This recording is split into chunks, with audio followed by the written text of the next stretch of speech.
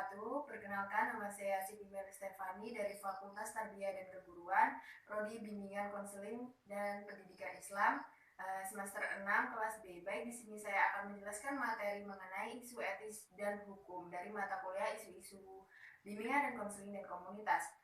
Baik, yang pertama yaitu ada isu etis dan hukum.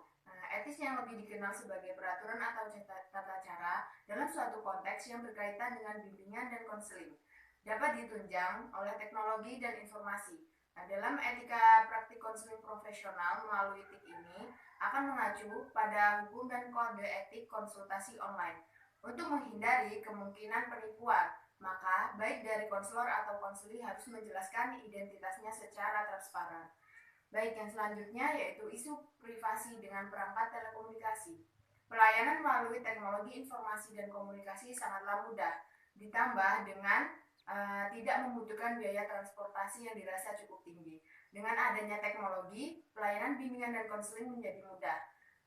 Pada saat ini, konseling sudah dilakukan dengan beberapa fasilitas, yaitu salah satunya melalui e-terapi, yang memungkinkan baik antara konselor atau konseli tidak langsung bertatap muka, sehingga dapat memunculkan beberapa isu mengenai e-terapi ini. Di antaranya yang pertama yaitu hubungan terapi antara konseli dan konselor.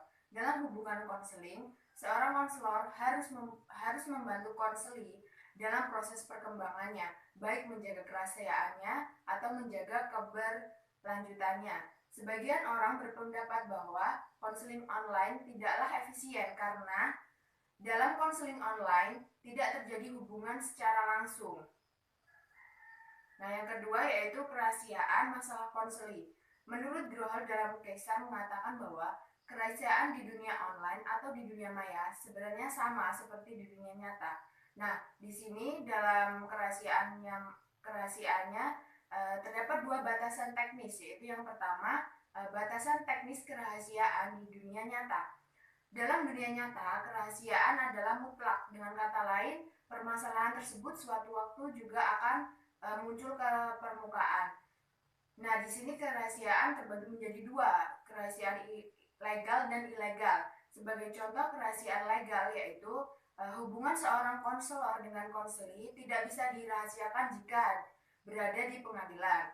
Nah, yang kedua kerahasiaan ilegal yaitu apabila konselor merangkap sebagai sekretaris, maka kerahasiaan tersebut sewaktu-waktu juga akan terbongkar apabila si konselor mengintip arsip dari konseli. Nah, yang selanjutnya yaitu batasan teknis kerahasiaan di dunia maya. Batasan kerahasiaan yang ada di dunia maya sama seperti di dunia nyata. Hanya saja bedanya, konselor di dunia nyata memiliki keyakinan akan kepastian informasi atau kontak dari si konseli itu sendiri. Nah, sedangkan di dunia maya belum tentu kita bisa memastikan informasi dan kontak dari si konseli tersebut. Selanjutnya yaitu ada tingkat keamanan dan dalam e-terapi. Konsultasi online sama saja tingkat keamanannya dengan konsultasi di dalam kantor, walaupun belum tentu terjamin kerahasiaannya, karena tidak ada yang sempurna di dunia ini. Jadi sebaiknya konseli dalam memilih konselor harus menawarkan sistem keamanan yang baik. Nah, selanjutnya yaitu ada isu dan masalah terkait HIV/AIDS. Isu yang berkembang di masyarakat mengenai HIV/AIDS yang pertama yaitu penularan HIV dapat terjadi karena bersalaman, berpelukan, dan bersentuhan secara fisik dengan penderita. Yang kedua, kontak langsung seperti terpapar batuk atau bersin oleh penderita HIV/AIDS. Yang ketiga, memakai fasilitas umum bersama-sama dengan penderita HIV/AIDS. Contohnya seperti penggunaan toilet umum.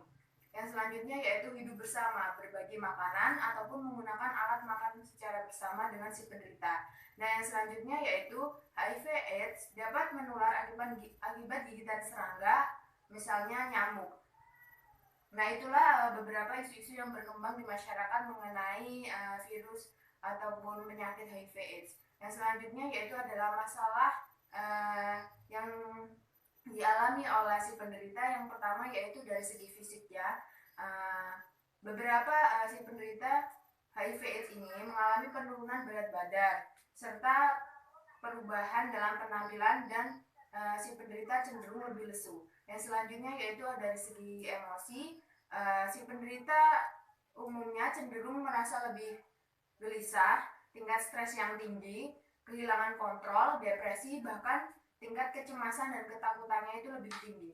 Yang selanjutnya yaitu dari segi sosial, si penderita itu lebih tergantung kepada orang lain dan lebih banyak mengisolasi diri serta lebih ketakutan dan kecurigaan pada orang lain itu tingkatnya lebih tinggi. Baik, sekian dari materi yang saya sampaikan. Kurang lebihnya saya mohon maaf. Wassalamualaikum warahmatullahi wabarakatuh.